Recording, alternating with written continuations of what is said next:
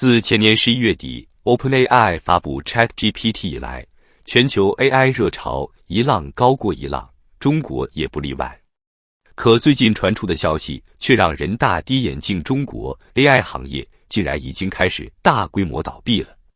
据中国官方统计，从 ChatGPT 发布到今年7月底，短短600多天时间里，中国新注册的 AI 相关企业高达87.8万家。听起来很牛逼，是不是？可问题是，这其中有将近8万家企业已经注销、吊销或者停业了，占比高达 8.9%。也就是说，平均每天就有130多家 AI 公司倒闭。这个速度真是让人瞠目结舌呀！再往前看3年，倒闭的 AI 企业更是超过20万家。10年内总共有 35.3 万家 AI 企业消失。这是什么概念？就是说，中国每天都有近100家 AI 公司死掉。你说这行业有多残酷？那么问题来了，为啥会这样呢？再也给大家分析一下。第一，烧钱如流水，变现难于上青天。以 OpenAI 为例，据估算，今年1年的运营成本就高达85亿美元，其中光是租用微软的服务器就要花40亿美元。可他们全年的收入预计才35亿到45亿美元。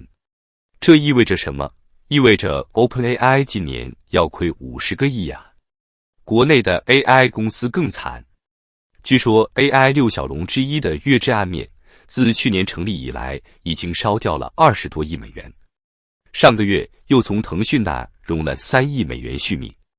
你说这么烧，哪家公司顶得住？第二，人才稀缺，成本高昂。AI 行业对高端人才的需求极其旺盛，但供给严重不足。据某招聘网站数据， AI 岗位的平均年薪已经突破50万元，比3年前翻了一番。顶尖 AI 科学家的年薪甚至可以达到1000万级别。这么高的人力成本，对于大多数中小企业来说，简直是天文数字。第三，芯片短缺，算力受限。众所周知，训练大模型需要海量的算力。可问题是，最顶级的 AI 芯片基本被英伟达垄断了。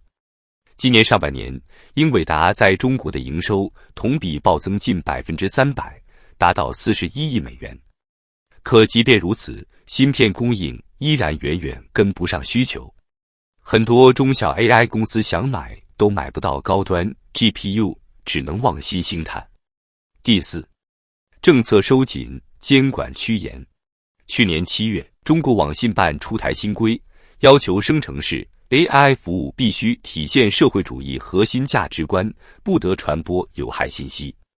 这无疑给 AI 企业的发展设置了重重障碍。比如说，百度的文心一言就被发现对敏感话题避而不谈。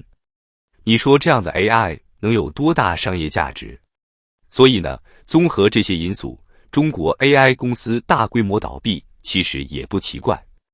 搜狗创始人王小川就曾预言，中国 AI 大模型市场未来会进入残酷的淘汰赛，最后能活下来的可能不超过5家。那么问题又来了，这场 AI 淘汰赛最后谁能笑到最后呢？在野认为，恐怕只有那些有雄厚资金实力、有强大技术积累、有广泛数据来源的巨头才有希望。像百度、阿里、腾讯这样的大厂，可能还能苦苦支撑。但对于绝大多数中小 AI 企业来说，恐怕只有一个字：凉。不过呢，在野觉得光说这些还不够。咱们今天不妨再往深处挖一挖，聊一聊更本质的问题。各位想想，为啥中国的 AI 企业会遇到这么多坎坷？是不是只是钱的问题、技术的问题，还是说背后可能有更深层次的原因？说起这个，再也倒想起一个有意思的小故事。就在去年3月30日，中国的党报《人民日报》闹出了一个大笑话。你们猜怎么着？当天的报纸上居然有2处少打了3个字，就是那位最高领导人的名字。这下可不得了，网上立马炸了锅。甚至还传出说要紧急回收销毁所有报纸的消息。这事儿闹得沸沸扬扬的，大家都在猜是不是 AI 搞的鬼。为啥呢？因为众所周知，那3个字在网上是敏感词，一答出来就会被系统自动屏蔽。而人民日报那种又臭又长的党八股文章，本来就是 AI 最拿手的活。所以呢，很多人怀疑这篇文章可能是 AI 写的，甚至是 AI 编辑的。你说这事儿搞笑不搞笑？可仔细一想，又让人不寒而栗。因为这个笑话其实已经预示了中国是 AI 的未来。什么意思呢？我们都知道 AI 的核心是大数据和算法。可在中国，因为各种敏感词和审查制度， AI 能接触到的信息本身就是不完整的，被过滤过的。这就好比你给一个人蒙上眼睛，捂住耳朵，然后让他去认识世界，你觉得他能认识的全面吗？再举个例子，百度推出的文心一言，号称是要跟 ChatGPT 抗衡的产品，可是实际体验下来，简直让人哭笑不得。比如说，你问他为什么中国最高领导人没有出席 G20 会议，他就会装傻充愣，给你念一段官方简历。你问他中国政府为什么停止公布青年失业率数据，他就会说对不起，我还不知道如何回答这个问题。更绝的是，你只要提到一些敏感词，比如新疆、西藏、天安门、刘晓波，他就会一律回答我们还是谈点别的吧。你说这样的 AI 能有多大用处？有人可能会说，这是技术还不成熟的原因。可问题是，同样是大语言模型，为啥 ChatGPT 就能对这些问题侃侃而谈，而中国的 AI 就只会装聋作哑呢？答案显而易见，审查制度。去年5月，中国网信办发布了一份规定，要求生成式 AI 服务必须体现社会主义核心价值观，不得传播破坏国家政权或民族团结的信息。这不就等于给 AI 戴上了紧箍咒吗？在这种环境下，中国的 AI 怎么可能有真正的突破？这就好比你让一个人在满是地雷的场地上跳舞，他能跳得舒展吗？更可怕的是，这种审查制度可能会导致一种恶性循环。AI 被限制了，就无法真正理解人类的复杂性和多样性。而人类如果长期接触这种阉割版的 AI， 思维方式和认知也可能会被扭曲。这难道不是一种可怕的文化基因突变吗？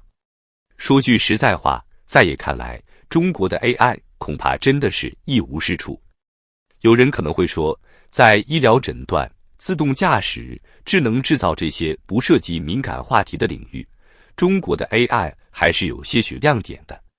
官方统计说，中国已有180多个大模型完成备案并上线，注册用户数突破 5.64 亿。这数字听着是挺唬人的。可咱们仔细想想，这些所谓的亮点真的算得上是 AI 吗？它们充其量不过是些高级点的自动化工具罢了。AI 的终极目标，难道不是要创造一个能够全面理解和模拟人类智能的系统吗？如果 AI 只能在某些特定领域发挥作用，而在涉及人文社科、政治经济等核心问题时就哑口无言，那还能叫真正的人工智能吗？在也看来，这种半吊子的 AI 跟真正的人工智能比起来，简直就是个笑话。他们或许能在流水线上干点活，给医生当个助手，但要说理解人类、服务人类，做梦去吧。这种 AI 充其量就是个高级点的计算器，离真正的智能还差着108000里呢。说到这儿，再也不禁想起一句老话，兼听则明，偏信则暗。一个健康的社会应该允许不同的声音存在。一个真正强大的 AI 也应该能够理解和处理各种复杂的信息，而不是被预设的条条框框所束缚。所以呢，如果中国真的想在 AI 领域有所突破，恐怕还是要在开放性和包容性上下功夫。否则，就算投再多钱、烧再多电，最后也只能是自娱自乐，难成大器。好了，今天的话题就聊到这里。不知道大家对中国 AI 的未来有什么看法？欢迎在评论区留言讨论。如果觉得这期内容有价值，别忘了点赞、订阅和分享。咱们下期再见。